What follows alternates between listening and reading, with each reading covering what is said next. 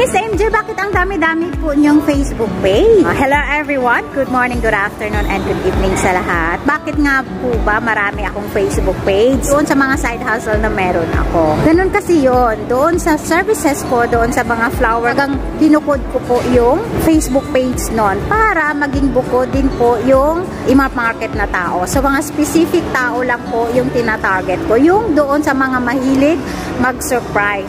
At syempre doon sa ticketing business ko, ganun din po yun.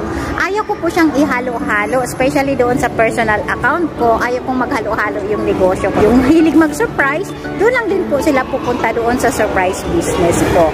Kasi po, pag halo-halo yan sa isang account natin o halimbawa doon sa personal account natin, di ba?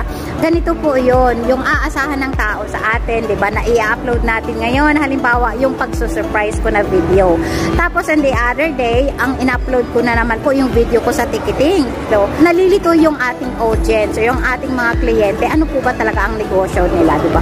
Imbis na ipa-follow tayo, i-unfollow na lang po tayo kasi nalilito sila. So, halo-halo na po yung nakapost doon sa ating Facebook page. So, much better po, kung ano yung negosyo mo, dapat bukod-bukod po siya ng Facebook page. So, ayan. Thank you so much. Bye-bye po.